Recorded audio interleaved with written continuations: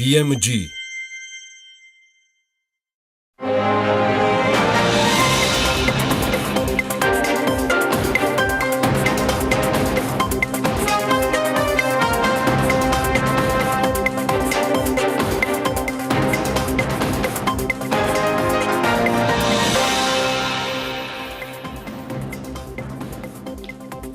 მიწაზე დაწესებული მორატორიუმით 200 მილიონამდე სესხი შეფერხდა აგრარულ საკითხთა კომიტეტის სამუშაო შეხვედრა ბანკებთან, ბიზნეს ასოციაციასთან, ბიზნეს ომბუდსმენთან და ბანკების ასოციაციასთან მიწის შესახებ კანონზე საქმის კურსში ვიმსჯელებთ. ფინანსთა სამინისტრო ბიუჯეტის შესრულების 3 თვის ანგარიშს აქვეყნებს შემოსულობები, ხარჯები, მთავარი ფინანსური დოკუმენტის მაჩვენებლების საქმის კურსში თელარა გელანტია ჩაგვაყენებს. შუადღემშვიდობის საქმის კურსი იწყეს თქვენთვის პირდაპირ ეთერში მუშაობას, რომელსაც დავით ჯალაღონია და ბექა ბაციკაძე გაუძღვებით. მოგესალმებით, გვიყურებთ TV პირველზე და გვისმენთ ჩვენი პარტნიორი რადიოების თბილისის და ჰერეთის ეთერში FM 93-სა და 5-ზე, 102-სა და 8-ზე. სასოფლო სამეურნეო დანიშნულების მიწის შესახებ კანონპროექტზე დღეს პარლამენტის აგრარულ საკითხთა კომიტეტმა დაინტერესებულ პირებთან დახურულ კარს მიღმა შეხვედრა გამართა. შეხვედრაზე ბიზნეს ომბუდსმენი, საქართველოს ბანკების ასოციაციის, ბიზნეს ასოციაციისა და ფინანსური ინსტიტუტების წარმომადგენლები იმყოფებოდნენ. როგორც იცით, უცხოელების მიერ მიწის დასაკუთრების საკითხი ერთ-ერთი მთავარი პრობლემა იყო საბანკო სექტორისთვის, რადგან ისინი ძირითადად საზღვარგარეთ არიან რეგისტრირებულები. რა შეიცვლება მათთვის და არა მხოლოდ ბანკებისთვის, ამის შესახებ ჩვენი ჟურნალისტი ელენე გოგბერაშვილი საუბრობს. ელენე, შუადღემშვიდობს. მოგესალმებით. შუადღემშვიდობისა. უცხო ქვეყნის მოქალაქეებს სასოფლო სამეურნეო დანიშნულების მიწების შეძენა დღესაც აკრძალული აქვს გასულ წელს გამოცხადებული მორატორიუმით. აკრძალვა ვრცელდება იმ კომპანიებზეც, რომელთა კაპიტალის ნახევარზე მეტს უცხოელები ფლობენ.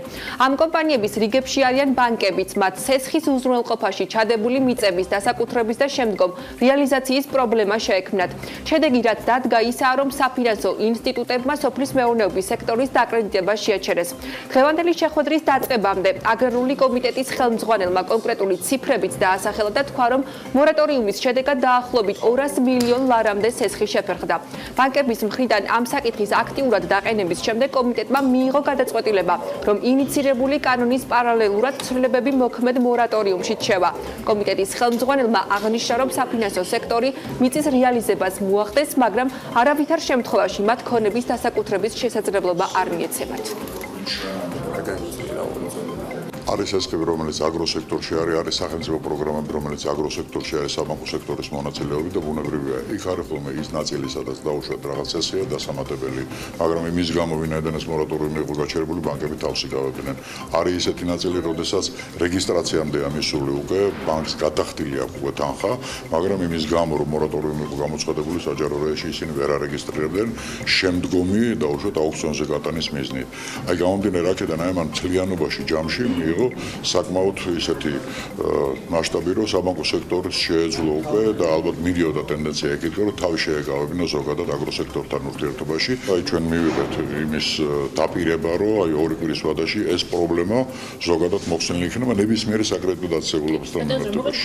მორატორიუმის საკმაოდ მოკლე პერიოდში მოხდება ცვლილებები და ცვლილებები სწორედ იმას ისახავს, რომ მოკლე პერიოდში ალბათ დაახლოებით რამდენიმე კვირის განმავლობაში მოხდება ეს ცვლილებები, რაც ხელს გაუხსნის ბანკებს, რომ შესაბამისად მოახდინონ, ასე ვთქვათ, სასოფლო სამეურნეო მიწებთან დაკავშირებით უფრო გახდნენ აქტიურები. საბანკო სექტორის გარდა შენიშვნები ჰქონდა საქართველოს ბიზნეს ასოციაციასაც. გარდა იმისა, რომ მათი პოზიციაა ფერმერებს არ შეეზღუდოთ ფინანსებზე წვდომა და მათ თავისუფლად გამოყენებული იქნას უზრუნველყოფის საშუალებად, ბიზნეს ასოციაციას მიაჩნია, რომ შეზღუდვები არ უნდა გავრცელდეს იმ უცხო ქვეყნის მოქალაქე ფიზიკურ პირებზე, რომლებიც უკვე ფლობენ საქართველოში სასოფლო სამეურნეო დანიშნულების მიწებს. იმ ადამიანებს, იმ ფიზიკური და იურიდიულ პირებს, ვისაც აქამდე კანონის დაცვით ჰქონდათ შეძენილი სასოფლო სამეურნეო დანიშნულების მიწის ნაკვეთები, ჩვენი ეს არ უნდა შეეხოთ შეზღუდვები და მათ არ უნდა დაუწესდეს დამატებითი რაიმე ტიპის ვალდებულებები, გარდა იმისა, რაც ზოგადად სასოფლო სამეურნეო დანიშნულების მიწის საკუთრებასთან დაკავშირებით ვალდებულებები ისედაც აქვს, ჩვენ შეიძლება ამით საკუთრების კონსტიტუციური უფლება შევლახოთ უნებურად, ამიტომ ჩვენ გვქონდა ამაზე საუბარი და ვფიქრობ, ამაზე კიდევ გაგრძელდება დაზუსტების მიზნებისათვის. კანონპროექტის ავტორი ოთარ დანელია ამბობს, რომ საკმარისი არგუმენტები არსებობს, რის გამოც ეს გადაწყვეტილება კონსტიტუციურად ჩაითვლება. ის განმარტავს, რომ კანონით უცხო ქვეყნის მოქალაქე ფიზიკურ პირებს რიგი ვალდებულებები დაუწესდებათ. წინააღმდეგ შემთხვევაში სახელმწიფო როგორც სანქციებს, ისე ექსპროპრიაციის უფლებას გამოიყენებს. Ახლობით 45-50,000 ჰექტარი სასოფლო-სამეურნეო მიწის ნაკვეთები გახლავთ უცხო ქვეყნის მოქალაქე ფიზიკური პირების მფლობელობაში და ჩვენ მათ დავავალდებულებთ, რომ ათვისებული იქნას ეს მასივები და დამუშავდეს სასოფლო-სამეურნეო მიმართულებით. ანუ მიზნობრივი ათვისება მოხდეს იმ სავარგულებისა, რომელიც დღეს ძალიან დიდი ნაწილი მოცდენილი გახლავთ. იქნება სანქციები, არ გამოურიცხავთ, რა თქმა უნდა, ექსპროპრიაციას, თუმცა კიდევ ერთხელ ვამბობ, ეს იქნება საკომიტეტო მოსმენის საგანი, მაგრამ ამ ვერსიაში ჩვენ ამას მოვიაზრებთ. თუ უცხო ქვეყნის მოქალაქე ფიზიკური პირები არ აითვისებენ სასოფლო-სამეურნეო დანიშნულების მიწას, არ გამოურიცხავთ, რომ დავავალდებულოთ გაასხვისონ აღნიშნული კანონის შესაბამისად. აგრარული კომიტეტის მომზადებული ორგანულ კანონში ცვლილებების პროექტი ჯერ დღის შუქზე არ გვიხილავს. პროექტის ინიცირებას ოთარ დანელია 30 აპრილს კომიტეტის ხდომაზე მოახდეს. მანამდე ჩვენ შევძელით მოგვეპოვებინა აღნიშნული დოკუმენტი, რა წერია დეტალურად პროექტში, ამის შესახებ მაყურებელს საღამოს საქმის კურსში მოვუყვებით. მადლობა, მელნი გოგბერაშვილი საუბრობდა საქმის კურსის პირდაპირ ეთერში. და როგორც დასაწყისში გითხარით, სასოფლო-სამეურნეო დანიშნულების მიწის შესახებ კანონპროექტზე პარლამენტში შეხვედრას ბიზნეს ომბუდსმენიც ესწრებოდა. სწორედ ირაკლი ლექვინაძე ახლა ჩვენი სტუმარი და განვიხილავთ, შეიცვლება თუ არა ინვესტორების ინტერესები საქართველოს აგრარულ სექტორში ახალი სამართლებრივი გარემოს გათვალისწინებით. მოგესალმებით ბატონო ირაკლი, მადლობა რომ მოხვედით და თავდაპირველად გითხარით თქვენ ესწრებოდით შეხვედრას. Აი, რადას უნდა გააკეთეთ, რჩება თუ არა, ან არის თუ არა პრიორიტეტული ამ კანონპროექტის მიხედვით აგრარულ სექტორში საქართველოს მთავრობისთვის პირდაპირი უცხოური ინვესტიციების განხორციელება. ჩვენს მაყურებელს მოგესალმებით და მინდა აღვნიშნო, რომ დღეს იყო საკმაოდ კარგი და საქმიანი შეხვედრა, სადაც ბიზნესის წარმომადგენლებიც ესწრებოდნენ და პრაქტიკულად ძალიან საქმიან ვითარებაში მათ ჩაიარა ამ შეხვედრა. ეს დღევანდელი რედაქცია, რომელიც იქნა წარმოდგენილი აგრარული კომიტეტის მიერ, არის ბევრად უფრო კარგი და ასახავს იმ ბიზნეს ინტერესებს, რომელიც მის პირველ რედაქციასთან შედარებით პრაქტიკულად ბევრად უფრო შეზღუდული არეალით იყო გამოხატული. ჩვენ როდესაც საუბრობდით მიწის ორგანულ კანონთან დაკავშირებით, ჩვენი ოფისი რამდენჯერმე გავაკეთეთ ამასთან დაკავშირებით ჩვენი შეფასება, რამდენიმე პრინციპულ საკითხზე ჰქონდა მოსაზრება და ეს რა თქმა უნდა გამომდინარეობდა ჩვენი ურთიერთობით სხვადასხვა ბიზნეს გაერთიანებებთან, სადაც მუდმივად ისმებოდა ეს საკითხი. საბანკო სექტორს გულისხმობს ორი ძირითადი საკითხი. აქ იყო ერთი ის, რომ სრულიად აკრძალვა და არ დაშვება მიწის მიყიდვის უცხოელ ინვესტორებზე არ მიგვაჩნია სწორად, იმიტომ რომ თუ ინვესტორი არის კვალიფიციური და თუ მას შეუძლია კაპიტალის გარდა ცოდნის ტექნოლოგიების იმპორტი ქვეყანაში, ბუნებრივია ის არ უნდა შევზღუდოთ. ეს ნაწილი ამ რედაქციაში არის ასახული, მთავრობას ეძლევა დისკრეცია, რომ ასეთი ტიპის ინვესტორები, რომლებიც წარადგენენ კვალიფიციური ბიზნეს გეგმას, მათთვის განხილული იქნას და მინიჭებული იქნას სასოფლო-სამეურნეო მიწის მიყიდვის შესაძლებლობა. და ეს ასახულია ამ კანონპროექტში და მეორე ნაწილი ესახებოდა სწორედ ბანკებთან დაკავშირებულ საკითხებს. ეს უფრო ბანკებს აწუხებს დღევანდელი მორატორიუმი ძირითადად, იმიტომ რომ მათ აქვთ უზრუნველყოფაში ჩადებული მიწები, რომლის დარეგისტრირების და შემდგომ მისი ლიკვიდურობის პრობლემა აქვთ. მორატორიუმთან დაკავშირებით იყო თქვენ სიუჟეტში საუბარი და მნიშვნელოვანია ის, რომ რაც შეიძლება მალე მოიხსნას, რაც შეეხება მეორე ნაწილს, რომ მიწა როგორც უზრუნველყოფის საშუალება, ეს ბანკზე უფრო მეტად ფერმერის ინტერესებში შედის, იმიტომ რომ ეს ზრდის თუ პირობითად ბანკს არის საშუალება, რომ მიწა ფერმერისთვის გამოდგეს როგორც ფინანსური სესხის მიღებისთვის უზრუნველყოფის საშუალება, ეს ზრდის მის ფინანსურ შესაძლებლობებს. ბანკებისთვის ახლა როგორც ასეთი უბრალოდ ისინი ამ პროდუქტს გააუქმებენ და ეს ფერმერისთვის იქნება დამაზარალებელი, ამიტომ მნიშვნელოვანი იყო ეს პრინციპული საკითხიც, ესეც ასახულია ამ რედაქციაში, იმიტომ რომ არის იქ საფინანსო ინსტიტუტები, ბანკები, მიკროსაფინანსოები და სადაზღვევები, რომლებზეც ამ კანონის რეგულაციები არ ვრცელდება. დანარჩენს რაც შეეხება, ბოდიში დავასრულებთ, არის პირდაპირ გეტყვით რა, ახლა საერთოდ რომ არ იყოს შეზღუდვები მთლიანობაში ალბათ იქნებოდა უკეთესი, თუმცა გამომდინარე იმ სტატისტიკიდან შეიძლება ზოგადად უცხოელებისთვის მიწის დიდი წილი ჯერ ქვეყანაში არ ფიქსირდება სასოფლო-სამეურნეო მიწების, მაგრამ რაც იყო ტენდენცია იყო ის, რომ ნებისმიერ მოქალაქეს უცხო ქვეყნისას შეეძლო რომ მიწა ეყიდა ქვეყანაში და პირობითად გაეჩერებინა გარკვეული პერიოდი და მიიღო სპეკულაციური მოგება, სწორედ ეს კანონი ასეთი ტიპის მოქმედებებს ზღუდავს, რაც შეეხება კვალიფიციური ინვესტორებისთვის განვითარების გზა ხსნილია რომ ფლობდნენ სასოფლო-სამეურნეო მიწას და ბანკებთ ამ ორგანული კანონის პროექტის მიხედვით ჩანაწერს ამ კვალიფიციურმა ინვესტორმა რა პირობები, რა საინვესტიციო გეგმა, რა წესების დაცვით უნდა შესთავაზოს მთავრობას იმისთვის რომ მიიღოს საკუთრების უფლება, იმიტომ რომ აი ინვესტორთა საბჭო სხვათა შორის გასულ შეხვედრაში აღნიშნავდა ბოლოს ხდომა, როდესაც ჰქონდათ რომ საჭიროა მკაფიო კრიტერიუმების განსაზღვრება. წარმოდგენილი პროექტის მიხედვით ჯერჯერობით საუბარია რომ ალბათ ნორმატიული აქტი დაარეგულირებს ამას. კრიტერიუმები აქ არ წერია. კი, გეთანხმებით აბსოლუტურად. დღეს საკითხიც იყო რომ აღინიშნა ამ საკითხთან დაკავშირებით, რომ ბუნებრივი მთავრობა იღებს გადაწყვეტილებას, მაგრამ ორგანულ კანონში დეტალური კრიტერიუმები განსაზღვრული არ არის. მაგალითად, შეიძლება რა ფართობის მიწაზე იყოს, რა მოცულობის ინვესტიციაზე იყოს და ზოგადად რა ტიპის ბიზნეს გეგმაზე იყოს ლაპარაკი. თუმცა აღნიშნული კანონში ძალიან ბევრი ესეთი საკითხი, რომელიც ზოგადად განსაზღვრებებს აკეთებს, მაგრამ შემდეგ კონკრეტულ უწყებებს ევალებათ კონკრეტული კრიტერიუმების გაწერა და ეს შემთხვევაც ისეთი იქნება, რომ მთავრობა, როდესაც იმოქმედებს, დაეყრდნობა და მიიღებს გარკვეულ გადაწყვეტილებებს, ის დაეყრდნობა კონკრეტული შეფასების კრიტერიუმებს და ეს შეფასების კრიტერიუმები უნდა დადგინდეს. ეს იქნება ალბათ ძალიან მნიშვნელოვანი კრიტერიუმები, როგორი იქნება, რომ თუნდაც უცხოელების ან ნებისმიერ ინვესტორის განწყობა რო იყოს მეტად ასე ვთქვათ ჯანსაღი, იმიტომ რომ იმედი მაქვს რომ ამ საკითხში ისევე როგორც დღევანდელი შეხვედრა იყო ძალიან კარგი მაგალითი ბიზნესთან კომუნიკაციის, ამ ნაწილშიც იქნება კომუნიკაცია შესაბამის ჯგუფებთან, რომლებიც ამ ნაწილში არიან წარმოდგენილები და მათი მოწოდებული ინფორმაციის ანალიზის საფუძველზე შედგება ეს ცხადი კრიტერიუმები. კიდევ ერთი პრინციპული საკითხია, იმ შემთხვევაში, როდესაც მთავრობა იღებს გადაწყვეტილებას საინვესტიციო გეგმის მიხედვით, რომელიც ინვესტორმა უნდა წარადგინოს, ამ შემთხვევაში საუბარია მხოლოდ სახელმწიფო საკუთრებაში არსებულ მიწებზე, თუ მაგალითად ჩემს ან ნებისმიერ მოქალაქის პირად საკუთრებაში არსებულ მიწებზე. აღნიშნული კანონპროექტის მიხედვით დღევანდელი მოცემულობით, ვინც ფლობს უცხოელი მიწის ნაკვეთს, მას ეძლევა გარკვეული ვადა, თუ მას არანაირი მოქმედება არ აქვს ჩატარებული აღნიშნული მიწის ნაკვეთზე, გარკვეულ ვადაში წარმოადგინოს საინვესტიციო პროექტი.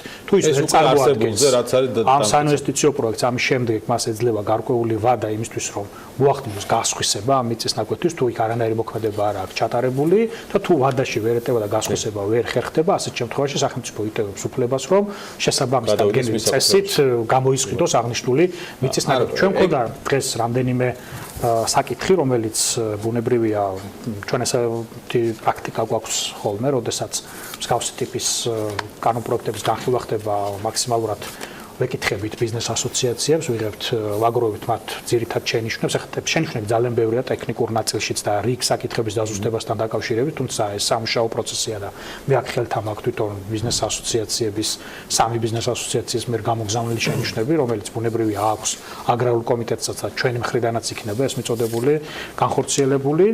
ჩვენ მქონდა რამდენიმე საკითხი, ერთი ის რომ პირობითად უნდა შეიქმნას მიწის სააგენტო და არის თუ არა ამის აუცილებლობა, როცა გვაქვს იგივე ქონების მართვის სააგენტო და ხوارჯობია რომ საკეთებს ეს სააგენტო ისეც რაც აქამდე ვერ გააკეთებდა და როგორც ვიცი იქნება მსჯელობა, თუმცა ბატონ ოთარს დღეს ჰქონდა არგუმენტაციები ამ საკითხთან დაკავშირებით, რადგანაც უკვე იგივე სოფლის მეურნეობის სამინისტროში არსებობს შესაბამისი დეპარტამენტი, რომელიც ამ ნაწილს უზრუნველყოფს, თუმცა კიდევ ერთხელ მსჯელობის საგანი იქნება ალბათ, ანუ თქვენ ფიქრობთ რომ არ არის საჭირო? ჩვენ ვფიქრობთ რომ უბრალოდ კითხვის სახით გქონდა და გვინდა აინტერესებდა არგუმენტაცია ამ საკითხთან დაკავშირებით, მაგალითად თუ არსებული სააგენტო არსებობს. მაგრამ ვერ მოისმინეთ ამ ეტაპზე. იყო ბატონო თარისხთან წარმოდგენილი არგუმენტაცია, თუმცა ალბათ შემდგომშიც ეს საკითხი იქნება განხილვის საგანი. საჭიროა თუ არა ზოგადად სტატისტიკის არსება, თქვა რამდენი ჰექტარი უცხოელების საკუთრებაში, რომელიც არ მუშავდება, რამდენი ჰექტარია მოქალაქეების საკუთრებაში, რამდენი სახელმწიფო საკუთრების სასოფლო-სამეურნეო, თან რა დანიშნულების მიწება აქვს, აძოვრებზეა საუბარი, სახნოსათესზე თუ საკარმიდამოზე, ანუ აი ამ სტატისტიკის რომ რეალურად თქვა გაიზომოს ზეგავლენის შეფასებაც ამ რა თქმა უნდა აუცილებელია. ახლა შეკითხვა ისეთი რომ ანუ ამაზე თქვა რა პასუხია, რა ვინ მუშაობს რეალურად ამ იმაზე? ზოგადად რომ ეს ნაწილი უფრო სრულყოფა ამ ნაწილი საჭირო, რომ არა გვაქვს სრული მონაცემები, სწორედ ამ მიწის სააგენტოს ერთ-ერთი ფუნქცია უნდა იყოს აღნიშნული კანონპროექტის მიხედვით, სწორედ მსგავსი ტიპის საქმიანობის განხორციელება. ამიტომ ბუნებრივია ბუნებრივია სტატისტიკა საჭიროა, სრული სურათი საჭიროა, აი 4 ძირითადი კატეგორია მიწის, რომელიც ორგანულ კანონშია აღწერილი, ბუნებრივია ეს სეგმენტაციაც სრული სურათისთვის ძალიან მნიშვნელოვანია, რომ არსებობდეს, რომ თუნდაც ტენდენცია დავინახოთ, რა ხდება და როგორ ხდება. თან როცა ჩვენ ვსაუბრობთ, მით უმეტეს კანონში წერია, რომ ეს არის ძალიან მნიშვნელოვანი რესურსი სახელმწიფოსთვის და ეს არის, უნდა ვიცოდეთ რა რესურსს გაგვაჩნია. ერთი რამე მინდა დავაზუსტოთ, ირაკლი, კიდევ საქართველოში რეგისტრირებული კერძო სამართლის იურიდიულ პირს, რომლის დომინანტი პარტნიორი არის უცხოელი, იმ შემთხვევაში შეუძლია მიწის შესყიდვას თქვა და დასაკუთრება თუ საქართველოს მთავრობა მისცემს თანხმობა საინვესტიციო გეგმაზე. ანუ კერძო საკუთრებაში არსებულ მიწებზე აქვს საუბარი მოქალაქეების, საქართველოს მოქალაქეების, რომელსაც უნდათ გაყიდვა მიწის თუ მხოლოდ სახელმწიფო საკუთრებაში. ანუ ეს დისკრეცია ვის აქვს, სახელმწიფოს თუ კერძო სახელმწიფოს აქვს დისკრეცია კონკრეტული საინვესტიციო პროექტის მოწონების შემთხვევაში და ეს შეიძლება ეხებოდეს სასოფლო-სამეურნეო პროექტს, ან უფრო გლობალურ პროექტებს, მიიღოს შესაბამისი გადაწყვეტილება, როდესაც უცხოელისთვის შეიძლება დასაშვები გახდეს ან მის საკუთრებაში არსებული მიწაზე რაიმე მოქმედებების განხორციელება და საინვესტიციო პროექტის განხორციელება, ან შეძენა და იქ აღნიშნული პროექტის. შეძენა ვისგან? მოქალაქისგანაც შეუძლია. სახელმწიფოსგანაც და ნებისმიერი სხვა პირისგანაც. ასევე სახელმწიფოს აქვს უფლება იგივე საზღვრისპირა რეგიონებში პროექტის მნიშვნელობიდან და აქტუალურობიდან გამომდინარე ის 5 კილომეტრიანი ბუფერი რაც არისო, იმ ფარგლებშიც განახორციელოს აღნიშნული ასეთი მოქმედება, ღიად რჩება ჯერჯერობით საკითხი, რომელიც უკავშირდება აი ესეთ მესაკუთრეებს, რომლებიც საფონდო ბირჟებზე არიან წარმოდგენილი, ესენი არ არიან ძირითადად აგრარული კომპანიები, არიან უფრო საფინანსო კომპანიები საქართველოსდან, რომ იქ რადგან ბენეფიციარების განსაზღვრის წესსაც გულისხმობს აღნიშნული აქტიების რაოდენობა არ უნდა იყოს, რომ შემდეგ გადავიდეს იყოს ეს მნიშვნელოვანი ამ ინფორმაციის წარმოდგენა, ასეთ შემთხვევაში ეს საკითხია ღია და ნუ ამაზე ალბათ პოზიციები. თქვენ რაც ბიზნეს ომბუდსმენი ბრძანდებით ამ ტიპის ამ საკითხის ირგვლივ ვინმე რაიმე პრობლემით მოგმართათ, აინტერესებდათ რაიმე თქვენი დახმარება სჭირდებოდა, აი შეგიძლიათ რაიმე მაგალითი. ჩვენ ეს საკითხი როგორც სისტემურად პრობლემური საკითხი თითქმის ყველა ბიზნეს გაერთიანებასთან შეხვედრაზე დაისვა, იქნებოდა ეს ფერმერთა ასოციაცია, ბიზნეს ასოციაცია, ამერიკის საავეჭრო სამრეწველო პალატა თუ სხვადასხვა ტიპის ბიზნეს გაერთიანებები, ანუ მორატორიუმი როგორც პრობლემა და ორგანული კანონი, რომელიც უნდა იქნას მიღებული მალე, იმისთვის რომ სიცხადე იყოს ამ საკითხში. აი ეს ორი პრობლემა იმ სამ პრიორიტეტულ საკითხებს შორის, რომელიც ჩვენთან აი მეტნაკლებად ისმებოდა, ერთ-ერთი საკითხი ყოველთვის იყო ეს. მიწის შესახებ კანონზე მსჯელობა გაგრძელდება. დიდი მადლობა. მირაკლი ბიზნეს ომბუდსმენს სტუმრობის კიდევ ერთ საკითხად უპირატეს შესყიდვის წესი და მოკლედ რამდენიმე საკითხი, რომელზეც ღირს ასე ვთქვათ. ალბათ კანონმდებლებთან თავად. კი ბატონო, გავლა ამ საკითხების. დიდი მადლობა ირაკლის და გადავდივართ უკვე შემდეგ თემაზე. დასაქმებულ თბილისელთა ნახევარზე მეტი სამსხურს ნაცნობების დახმარებით იწყებს. ეს არის ACT-ის კვლევის ერთ-ერთი მიგნება, რომელიც დასაქმების გზების მოძიებას ეხებოდა. კვლევის შესახებ საქმის კურსის მაყურებელი ინფორმირებულია და ამ საკითხს ჩვენს მომდევნო სტუმართანაც გვექნება საუბარი, თუმცა პარლამენტის დარგობრივი ეკონომიკის და ეკონომიკური პოლიტიკის კომიტეტის თავმჯდომარესთან საუბრის მთავარი თემა შეხვედრის დეტალებია, რომელზეც ეკონომიკის სექტორული განვითარების პრიორიტეტებისა და შრომის ბაზრის მოთხოვნის ასახვაზე იმსჯელეს პროფესიული სწავლების პროგრამებში. ერთ-ერთი კითხვა, რომელიც დაისვა, არის რამდენად კოორდინირებულია სახელმწიფო უწყებების საქმიანობა დასაქმების და პროფესიული განათლების დონის გაზრდის კუთხით. რომან გაკულიასთან ერთად განვაგრძობთ საუბარს. შუადღემ მშვიდობის ბატონო რომან, მადლობა პირველ რიგში გადაცემაში მომზადებისთვის. დასაწყისში ჩვენი საუბრის თემა შრომის ბაზარია და თქვათ განათლების სისტემა დღეს რომელიც არსებობს, მაგრამ მიწის შესახებ კანონზე ვსაუბრობდით. თქვენ თუ იცნობთ წარმოდგენილ კანონპროექტს, რომელიც ჩვენთვის ხელმისაწვდომი გახდა უკვე და რაიმე ტიპის შენიშვნები თუ გაქვთ, ასე ვთქვათ, რომ გაგვიზიაროთ დასაწყისში.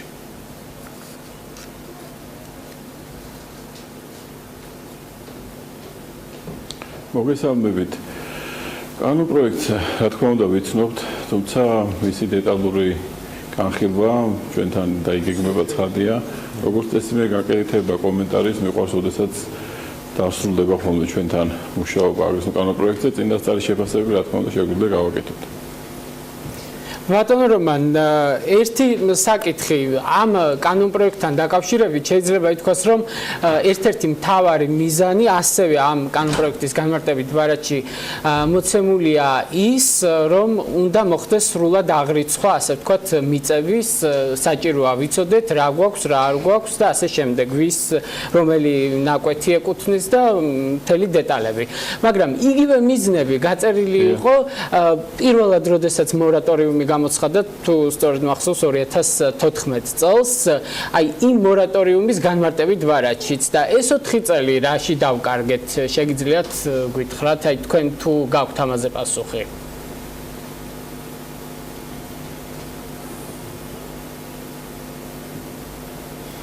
მე ვფიქრობ, არ დაგვიკარგავს ეს 4 წელი, იმიტომ რომ ეს ერთ-ერთი ყველაზე რთული პროცესია განსახორციელებლად და მთელი რიგი საქმიანობა იყო დაგეგმილი ამ მიმართულებით და სრულფასოვანი რეგისტრაცია, რომელიც აბსოლუტურად აუცილებელი ამ პროცესისათვის, რომ დასრულდეს ლოგიკურად შედარებით შემჭირებულ ვადებში, ამას ემსახურებოდა ეს 4 წელი. ცხადია, კარგი იქნებოდა მე რომ შემეძლოს თქმა იმის, რომ ეს უკვე დასრულებულია და ჩვენ უკვე ეს ბარიერი აღარ გვაქვს, სამწუხაროდ ასე არ მოხდა, მაგრამ ერთ ციფრში დაგეთანხმებით, რომ დაკარგული დრო იყო, უბრალოდ მიმდინარეობდა მუშაობა, აქ დონორების ჩართულობა იყო, თვითონ უწყება მუშაობდა და რა ვიცი, ზოგადად მხოლოდ შემიძლია გითხრათ, რომ ბევრი მოსამზადებელი სამუშაო გაკეთდა. სხვადასხვა სპეციფიკაა, სხვადასხვა რეგიონში მოგესწრება, თია რეგიონში სხვა თემაა, ბავშვი სხვა თემაა და ეს ყველაფერი მონაცემთა ბაზაში არის ასახული და მიდგომები არის აბსოლუტურად დახვეწილი და მე იმედი მაქვს, რომ ძალიან მალე დასრულდება ეს პროცესი. დიახ, ბატონ რომან, რომ გადავიდეთ შეხვედრაზე, რომელიც მე დასაწყისში ვახსენე, შეხვედრის ერთ-ერთი ასე ვთქვათ თემა იყო პრეზენტაცია, რომელიც გაიმართა სამუშაოს მაძიებელთა პროფესიული მომზადება, გადამზადების და კვალიფიკაციის ამაღლების სახელმწიფო პროგრამა მიმდინარეობს, მისი შედეგების პრეზენტაცია შედგა. რა კითხვები ჰქონდათ ამ პროგრამასთან დაკავშირებით, რეალურად რა შედეგს გვაძლევს და არის თუ არა ის ეფექტური იმ გამოწვევებთან ბრძოლაში, რომელიც ქვია თქვათ კადრების მოთხოვნა და მიწოდების დისბალანსი, რომელიც დღეს რეალურად შრომის ბაზარზე არსებობს. დიდი მადლობა ამ შეკითხვისათვის. მიზანი ამ შეხვედრის იყო ორი ძირითადად. პირველ რიგში ეკონომიკური პოლიტიკის კომიტეტს და მე იმედი მაქვს, რომ ბოლოს ამ 2 საათიდან ეს 1 საათი დარჩება, ჰქონდა მიზნად თავისი მთავარი გზავნილი მიემართა როგორც საზოგადოებისათვის, ასევე სახელმწიფო უწყებებისათვის, რომ ეკონომიკური პოლიტიკა დღეს ჩვენი წარმატებით ვერ შედგება, თუ ეს სეგმენტი მისი, რასაც ქვია პროფესიული განათლება, არ იქნება თავის სათანადო დონეზე მიყვანილი და მეორე ის რომ ჩვენი სადამხედველო ფუნქციის კონტექსტში ჩვენ გვინდოდა გვენახა სწორედ ის კოორდინირებული მუშაობა, როდესაც განათლების სამინისტრო ჩვენ ვიცით, რომ ის მარტო ვერ შეძლებს ამ თემის ეფექტურად გამკვლევებას, თუ მას არ ექნება საერთოდ მხარდაჭერა ყველა იმ უწყებისაგან, ასევე რეგიონებისაგან და მე შემიძლია გითხრათ, რომ ეს გასვლითი შეხვედრა საკმაოდ დადებითი კონტექსტით დაამთავრდა იმ გაგებით, რომ ჩვენ ადგილზე დაგვხვდა იქ რწმუნებული ბატონი ირაკლი ქადაგიძე, შემდეგ იყვნენ მინისტრის მოადგილეები, ეკონომიკის სამინისტრო, სოფლის მეურნეობის სამინისტრო, განათლების მინისტრის მოადგილე, დასაქმების სააგენტოს ხელმძღვანელი და ჩვენთვის ძალიან მნიშვნელოვანი იყო დაგვენახა, თუ როგორია კონტრიბუციის მექანიზმი და სისტემა, რომლითაც განათლების სახელმძღვანელობა უნდა იხელმძღვანელოს, რათა ის ზუსტად გავიდეს და როგორია, რომელიც შესაბამისობაშია ბაზრის მოთხოვნებთან.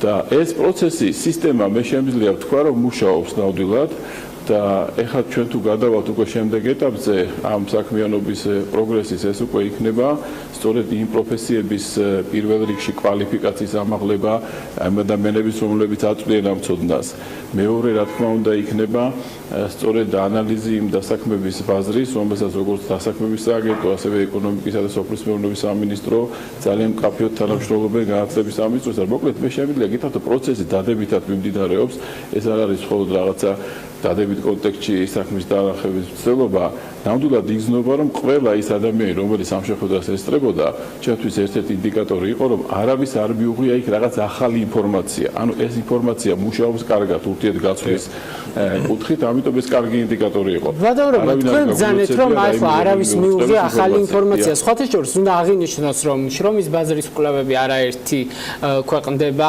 იგივე ამ თემაზე ზოგადად მიმოხილვა ჰქონდა ეკონომიკის სამინისტროსაც მთელი 2017 წლის ჭრილში და საუბრობდა ზუსტად ეკონომიკის სამინისტროც იმ გამოწვევებზე, რაზეც ახლა თქვენც ამახვილებთ ყურადღებას. მაგრამ შედეგი რა და როდის უნდა დავინახოთ? თუ არის ესეთი შეფასების ინდიკატორი სადმე მოცემული, თუ შეგიძლიათ გითხრათ, როდის რას ელოდებით ამ ტიპის შეხვედრებით, ამ ანალიზის შედეგად თუნდაც? მე როდესაც თქვი რომ არავინ ახალი ინფორმაცია არ მიიღო, სწორად მინდა გავიგოთ ეს. იმიტომ რომ არის შემთხვევები, როდესაც სწორედ კარგი მოცემულობა ის, როდესაც ჩვენ ხედავ სისტემურ მუშაობას, როდესაც ერთმანეთის ინფორმაცია არის გაცვლა ნორმალური და აქედან გამომდინარე ყალიბდება სტრატეგია. ყველაზე კარგი ინდიკატორი იქნება მონიტორინგი შედეგების თუ რამდენად როგორია პროცენტი დასაქმების როდესაც პროფესიული განათლების მიმართულებები ხდება შერჩევა სწორედ იმ პრინციპებით, რომელთაც ახლა ხელმძღვანელობის განათლების სამინისტრო. ამ ეტაპზე გამოწვევა არის ის, რომ ძალიან დაბალია პროცენტი იმ საწარმოების, რომლებიც ურთიერთობენ პირდაპირ პროფესიულ სასწავლებლებთან. თემები გამოკვეთილია. რატომ ალბათ მათი კვალიფიკაცია არ არის საკმარისი იმისთვის, რომ წაიყვანონ სავარაუდოდ? არა, ალბათ ყველაფერი ერთად, მაგრამ ცხადია ხა კვალიფიკაცია განათლების ჩვენ თლიანობაში უნდა შევხედოთ დაწყებული სკოლამდელი, სკოლის, უმაღლეს სასწავლებლებში, პროფესიულ სასწავლებლებში განათლების დონე ხა ერთნაირად მიმდინარეობს ყველგან ამაზე ზემოქმედება და ჩვენ ვერ გავუყოფთ ახლა ამ სეგმენტს როგორც განსაკუთრებულად დაუშვათ არაკონკურენტულს, მაგრამ ეს თემაც არის რა თქმა უნდა, მაგრამ არის ის რაღაცა ნეგატიური კონტექსტი, რომელიც მენტალური თემებიც არის აქ უნდა გაიზარდოს ცნობიერება იმ თვალსაზრისით, რომ სწორედ ეკონომიკის განვითარებისათვის ეს სეგმენტია ძალიან მნიშვნელოვანი. საწარმოები ჩვენ ახლა იქ გუბერნატორი ამბობდა და მეც დავეთანხმე იმაში, რომ ჩვენ ერთი მხრივ საუბრობთ იმაზე, რომ არ არის სამუშაო ადგილები, მაგრამ ყველა რეგიონში თქვენ ნახავთ ადამიანებს დამსაქმებლებს, რომლებიც ამბობენ, რომ მათთვის არ არის მისაღები ის კვალიფიკაცია სხვადასხვა ადამიანების, რომელსაც მათ უნდათ დასაქმება. ამიტომ ეს ორი თემა ერთმანეთს უნდა შეხვდეს და აქ პროფესიული სწავლების როლი ძალიან დიდია. ამაზე ბევრჯერ ითქვა და განსაკუთრებულს და ახალს არაფერს არ ვამბობ, მაგრამ სწორედ ამიტომ წავედით ჩვენ და ჩავატარეთ ეს კომიტეტის ხდობა იქ, რომ სწორედ ამაზე გვინდოდა ხაზის გასმა, რომ ჩვენთვის ეკონომიკური პოლიტიკის განვითარებისათვის ეს სეგმენტი დღეს არის ძალიან მნიშვნელოვანი. ბატონ რომან, თქვენ გასაგებია ისედაც არსებული დაასრულეთ და კითხავთ შემდეგ. ეს იყო პირველ რიგში მინიშნება სახელმწიფო უწყებებისათვის, რომ მათ გაცილებით მაღალი ხარისხის ინფორმაცია უნდა მიაწოდონ განათლების სამინისტროს, რომელიც მათი კონტრიბუციის გარეშე ვერ შეძლებს ეფექტური გახადოს ეს სისტემა. ეს სისტემა მუშაობს, ძალიან მნიშვნელოვნად, კარგად მუშაობს, მაგრამ კიდევ უფრო მაღალ ხარისხში უნდა ავიდეს და ჩვენი მხარდაჭერა იყოს სწორედ ამ მიმართულებით მიმართული. ბატონო რომან, ეს გასაგებია, რომ დასაქმების სექტორი, ზოგადად კერძო სექტორი უნდა იყოს კომუნიკაციაში განათლების სამინისტროსთან და ასე შემდეგ. მაგრამ აი დღეს რა ვითარებაც გვაქვს? აი თქვენ ხვდებით ხოლმე სტაჟიორებს, მე ვიცი რომ ბევრი შეხვედრა გაქვთ არა მარტო თქვენ, არამედ სხვა კომიტეტების წარმომადგენლებსაც და მოდიან უნივერსიტეტიდან სტუდენტები. თქვენ რა შეგიძლიათ გითხრათ? მათ აქვთ ხელში ის ცოდნა, რომელიც პრაქტიკულად გამოადგებათ. აი უმაღლეს სასწავლებლებში ამთავრებენ ეკონომიკურ მიმართულებებს, საფინანსო, საბუღალტრო და ასე შემდეგ. თქვენ აიყვანდით რომელიმე ამ სტაჟიორებიდან პირდაპირ? მე მაგალითად რაც მოვედი, ერთ-ერთი სტაჟიორი ავიყვანე ზუსტად და ის ჩემი თანამშრომელი ახლა, მაგრამ ეს არ არის შეკითხვა, რომელსაც შეიძლება პასუხი გასცემ მხოლოდ ან კი და ან არა. რა თქმა უნდა, უკეთესის მიღწევა შესაძლებელია. გულახდილად უნდა ითქვას ის, რომ როდესაც შენ აკეთებ რაღაც სხვადასხვა სიბების ანალიზს, როდესაც შემოდის, არის ეს ტრადიცია, რომელიც გარკვეულწილად უპირატესობას ანიჭებს იმ ადამიანებს, რომლებსაც დაუშვათ პროგრამები დაამთავრებული აქვს საზღვარგარეთ, როდესაც ინგლისურისადმი და სხვადასხვა კვალიფიკაციის მოთხოვნები ტრადიციულად მოდის ახლა ეს აღვინდა ახლა აქ პირფერობა არავისთან, რომ გაცილებით მაღალი ხარისხის სტუდენტები როგორც წესი არიან ხოლმე, რომლებსაც დაამთავრეს დაუშვათ საზღვარგარეთ, მაგრამ ეს ტენდენცია რომ იცვლება, ესეც ცალსახაა და მე შემიძლია გითხრათ, რომ ბოლო 5-6 წლის განმავლობაში აბსოლუტურად იცვლება ეს ტენდენცია და ჩვენ ხედავთ ნამდვილად მაღალი კვალიფიკაციის სტუდენტებს, რომლებიც ჩვენი სასწავლებლებიდანაც მოდიან. საბოლოო ჯამში დღეს ინფორმაციის გაცვლის სისტემა იმდენად მაღალი ხარისხის არის, რომ როდესაც ადამიანს მონდომება აქვს და ცოდნის დაუფლების სურვილი, უკვე ნამდვილად შესაძლებელია ამის აქ ნამდვილად მიღება ჩვენს სასწავლებლებში, მაგრამ თქვენ შეკითხვაზე პასუხი არის ასეთი, რომ ტენდენცია დადებითია, თუმცა რა თქმა უნდა უკეთეს უნდა ველოდოთ. ბატონო, შრომის ბაზარს ზოგადად თუ გადავხოთ, უფრო მასობრივად, ასე თქვა, დასაქმების სექტორებს თუ ჩავხედოთ, თქო, სოფლის მეურნეობა, სადაც ყველაზე მაღალი მაჩვენებელია დასაქმების, ასევე თქო, სამშენებლო სექტორია ერთ-ერთი ყველაზე დიდი დამსაქმებელიც. ამ მიმართულებით თქო, მაინც და მაინც უმაღლესი განათლება, თქო, პრიორიტეტული შეიძლება არც იყოს, აქ შეიძლება იყოს პრიორიტეტული უფრო პროფესიული განათლებაც. აი კომუნიკაცია როცა ახსენეთ, თქო, იგივე სამთავრობო უწყებებს შორის, კერძო სექტორი ამ კუთხით როგორ არის ჩართული. ანუ რისი პრობლემაა, თქვათ, შესაბამისი კვალიფიკაციის არ ქონის, როცა გადამზადებული კადრები მიდიან იქ თუ სანდოობის კომპანიების მხრიდან ამ პროფესიული განათლების ინსტიტუტების მიმართ.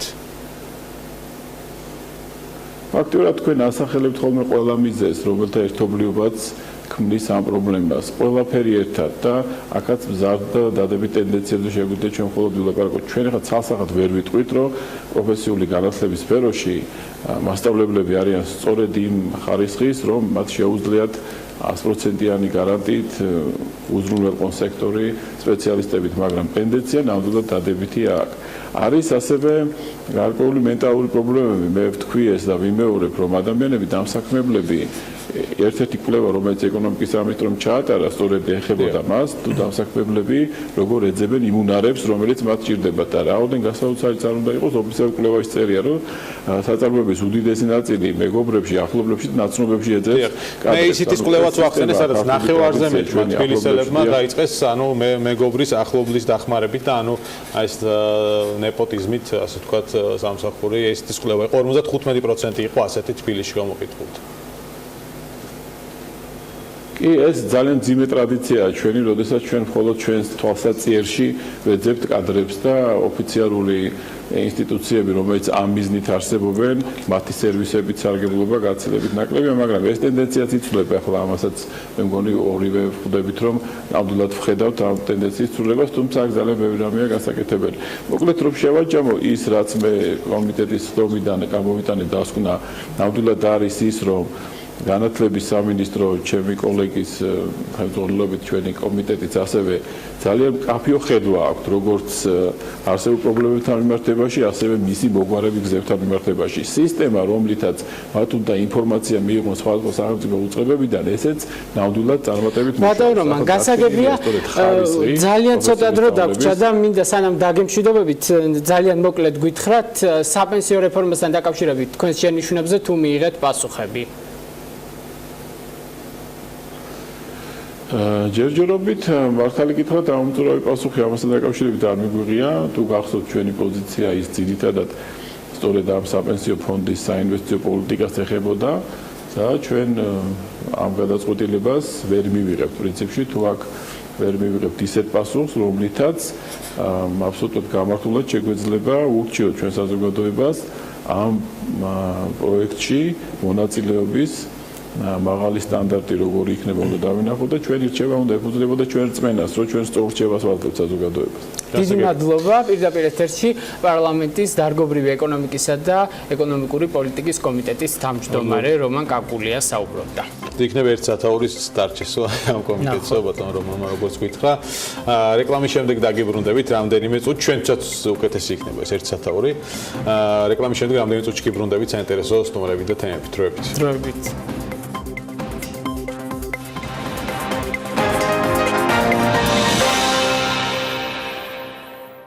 განვაგრძობთ TV პირველის და ჩვენი პარტნიორი რადიოების თბილისის და ჰერეთის პირდაპირ ეთერში მუშაობას.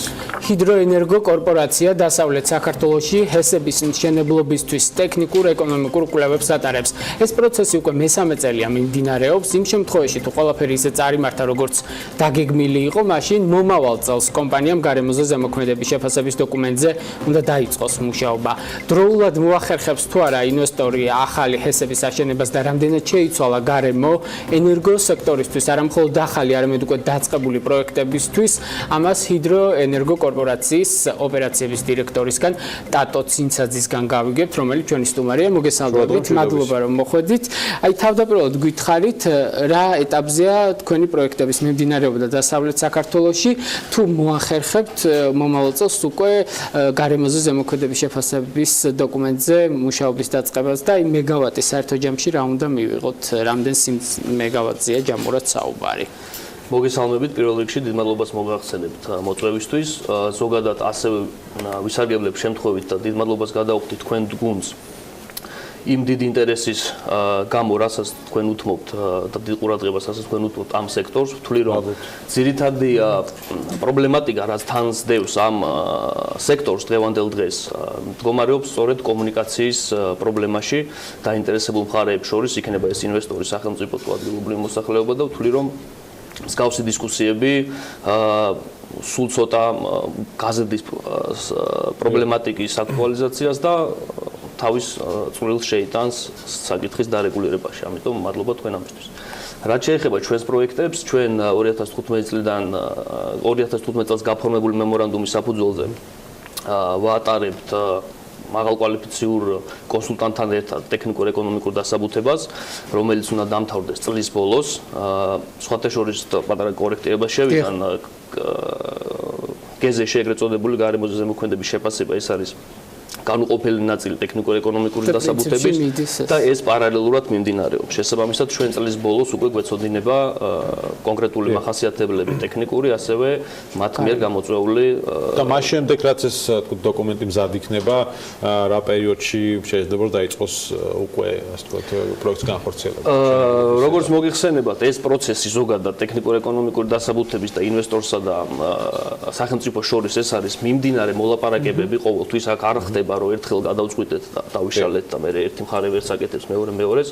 ჩვენ როდესაც დავამთავრებთ ამ ტექნიკურ-ეკონომიკურ დასაბუთებას, მას შემდეგ უკვე მოხდება კონკრეტული პირობებზე მოლაპარაკება სახელმწიფოსთან, შესაბამისად ეს დამოკიდებული იქნება, რამდენ ხანს გაგრძელდება საერთო ინტერესების და საერთო ასე ვთქვათ განვითარების გეგმის. ეს არის სამ სადგურზე არის საუბარი, ჯამში 560 მეგავატი იქნება სამივე სადგური ერთად და გამომუშავება იქნება დაახლოებით 2160 გიგავატ-საათი.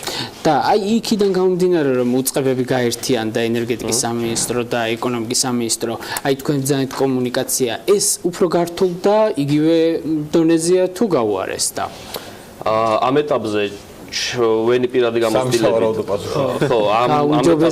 ჩვენი პირადი გამოცდილებით რადიკალურად არ შეცვლილა ჩვენის კომუნიკაცია, რაც ამ ეტაპზე გვჭირდება, ვახერხებთ და ასე ვთქვათ მიდის გეგმის მიხედვით.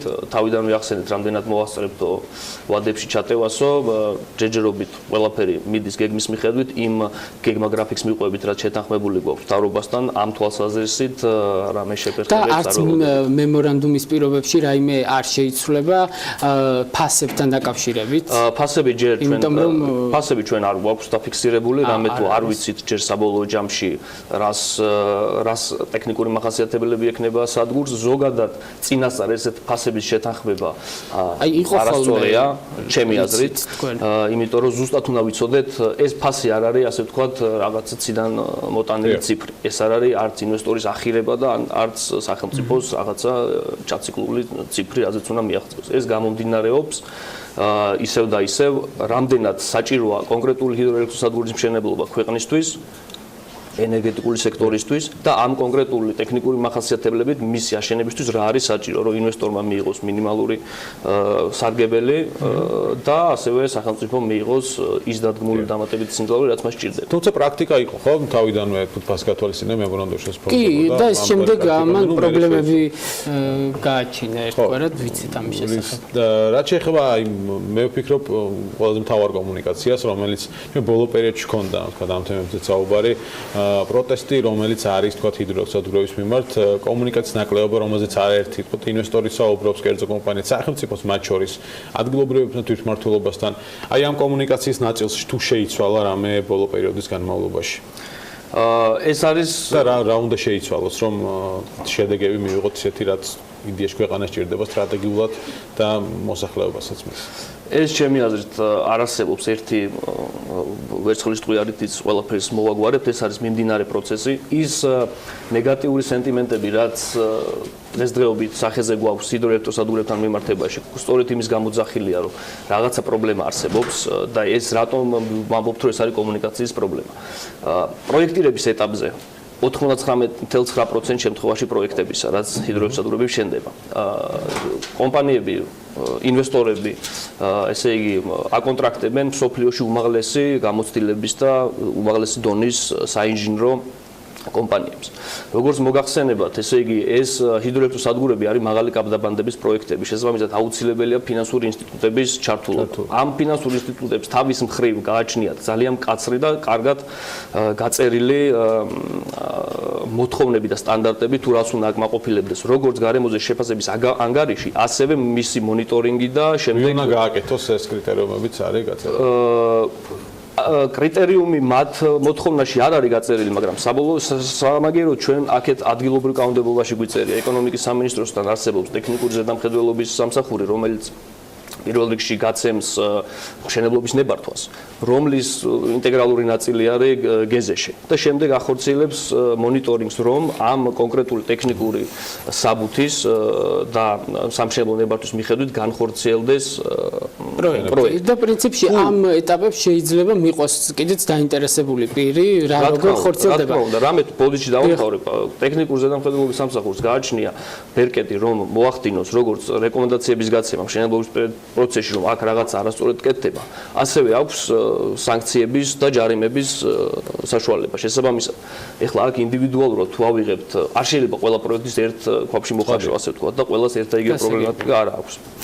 ასე რომ ერთი ძალიან ცოტა დრო გრჩება, ნახევარი წუთი დაახლოებით, რომ გითხრათ 1 მაისის შემდეგ რას ელოდებით, დაანონსებული იყო, რომ 1 მაისიდან უნდა ცოდნოდათ ინვესტორებს გარკვეული ახალი თამაშის წესები. გაქვთ თუ არა ეს თამაშის წესები და ხომ არ მოხდება დროის გადავადება, ასე ვთქვათ. დროის გადავადებასთან ვერ გეტყვით, ეს როგორც აღნიშნე არის მუშა პროექტი, როგორც თქვენ იცით, დაფუძნდა საქართველოს განახლებადი ენერგიების განვითარების ასოციაცია, რომელიც მჭიდროდ თანამშრომლობს ეკონომიკის და მდგრადი განვითარების სამინისტროსთან. ჩვენ გაფორმებული გვაქვს მემორანდუმი, რომლის ერთ-ერთი ძირითადი კომპონენტი არის სწორედაც ხშირი კომუნიკაცია და რომ მოხდეს ასე ვთქვათ, აზრთა გაცვლა და შეხედულებების დაფიქსირება მანამ სანამ რაღაცას მივიღებთ როგორც საბოლოო კანონს. იმიტომ რომ ჩვენს სფეროში, ჩვენ სექტორში ესეთი მყისიერი ცვლილებები კანონმდებლობაში ძალიან უარყოფით გავლენას ახდენს ამ გასაგებების განვითარებაში. წარმატებები, დიდი მადლობა სტუმრობისთვის. დატო ცინცაძე იყო საქმის კურსის პირდაპირ ეთერში. მადლობა მას კიდევ ერთხელ და გადაცემის ბოლოს ფინანსთა სამინისტროს სახელმწიფო ხაზინის სამსახურმა სახელმწიფო ბიუჯეტის 3 თვის შესრულების თაობაზე ინფორმაცია გამოაქვეყნა, რომლის თანახმად მიმდინარე წლის პირველ კვარტალში სახელმწიფო ბიუჯეტის ხარჯებმა შეადგინა 2 მილიარდ 630 მილიონი ლარი, ხოლო შემოსავლების სახით ბიუჯეტში 2 მილიარდ 635 მილიონი შევიდა. ჩვენი ჟურნალისტი თელარ გელანტია გაეცნო 2017 წლის 2018 წლის პირველი კვარტალის შესრულების ანგარიშგებას და უფრო დეტალურად ახლა ის მოგვიყვება თელარა შუადღემშვიდობის გისმენთ. მოგესალმებით. შუადღემშვიდობის, დიახ, როგორც უკვე აღნიშნეთ, სამთოში მთავრობას დაახლოებით 2 მილიარდ 800 მილიონი ლარი უნდა დაეხარჯა და აითვისა გეგმის თითქმის 94%. რაც შეეხება შემოსავლებს, მთავრობა იანვარ-მარტში ბიუჯეტში 2 მილიარდ 427 მილიონი ლარის შემოსავლების მობილიზებას ელოდა, მაგრამ ბიუჯეტში ხაზინის მონაცემებით უფრო მეტი თანხა შევიდა. ანუ გეგმა გადაჭარბებით შესრულდა 108.6%, რასაც გრაფიკაზეც ხედავს მაყურებელი. რა თქმა უნდა, შემოსავლების დიდ ნაწილს შეადგენს გადასახადები, ამიტომ შევხედოთ რა სურათი გვაქვს ამ მხრივ, როგორც ეკრანზე ჩანს, აქციზის გადასახადის გარდა გეგმა დანარჩენ სხვა გადასახადების შემთხვევაში გადაჭარბებით შესრულდა, მხოლოდ აქციზის ნაწილში იყო შესრულება თითქმის 93% და ბიუჯეტში შევიდა 305 მილიონი ლარი. მოგების გადასახადის სახით კი ბიუჯეტში 235 მილიონ ლარზე მეტი შევიდა. საშემოსავლო გადასახადის პირველი კვარტლის საპროგნოზო მოცულობამ კი შეადგინა 695 მილიონი, ფაქტიურად კი მიღებული იქნა 716 მილიონ 541 ლარი.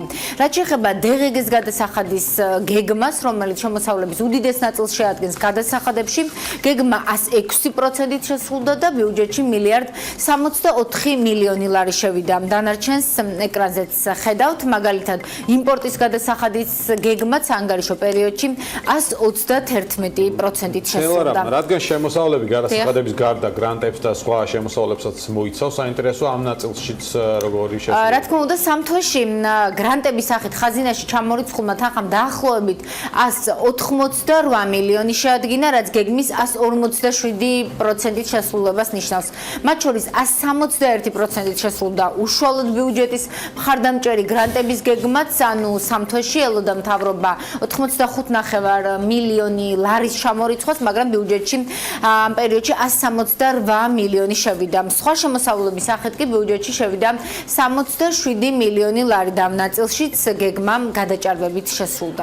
როგორც ჩანს, დაგეგმა უკეთ გამოსდის მთავრობას, ყოველ შემთხვევაში რიცხვები ასე აჩვენებს. თელარა, რა სურათი გვაქვს ვალდებულებების ნაწილში, როგორც საშინაო, ისე საგარეო ვალის კუთხით? ბექამ ხაზინის ინფორმაციით პირველ კვარტალში მთავრობამ 296 მილიონი ლარის ვალი აიღო ჯამში, რაც გეგმის 96.6%-ია, მათ შორის ფინანსთა სამინისტროს პირველ 3 თვეში დაგეგმილი ჰქონდა საშინაო ვალის 10 მილიონი ლარით შემცირება და ეს შემცირდა დაახლოებით 7.5 მილიონი ლარით. რაც შეეხება საგარეო ვალდებულებებს, დაახლოებით 96%-ით შესრულდა პირველი კვარტლის გეგმა, ანუ 317 მილიონი ლარი საგარეო ვალი უნდა აეღო მთავრობას და რეალურად ჩამოირიცხა ამ პერიოდში 303 მილიონი. აღსანიშნავია, რომ როგორც ეკრანზე ჩანს, საგარეო ვალიდან ბიუჯეტის მხარდამჭერი კრედიტების გეგმა გადაჭარბებით შესრულდა, რაც შეეხება საინვესტიციო გრძელვადიანი შეღავათიან კრედიტებს გეგმა ვერ შესრულდა. კერძოდ 127 მილიონი ლარის ესხი უნდა მიეღოთ საინვესტიციო პროექტებისთვის და რეალურად აითვისეს 116 მილიონი, ანუ გეგმა 85%-ით შესრულდა. რაც ყველაზე დაბალი მაჩვენებელია სხვა პარამეტრებთან შედარებით, რაზეც უკვე ვისაუბრეთ. მოკლედ ასეთია რიცხვებში ბიუჯეტის პირველი კვარტლის ანგარიშგება, საქმის კურსის შემდეგ გადაცემებში ამ თემებს ჩვენ კვლავ დავუბრუნდებით და ფუნქციონალურ ჭრილში განვიხილავთ ყველა პარამეტრს, მათ შორის იმასაც, რატომ ვერ შესრულდა საინვესტიციო კრედიტების გეგმა და ნიშნავს თუ არა ეს რომელიმე საინვესტიციო პროექტის შეფერხებას. მოგესალმებით, თეორია გელონტია იყო ბიუჯეტის შესრულების პირველი კვარტლის მონაცემებით. საქმის კურსი 15 საათზე ამი დასრულებული 22 საათს და 45 წუთზე შევხვდებით ერთმანეთს. ნახვამდის.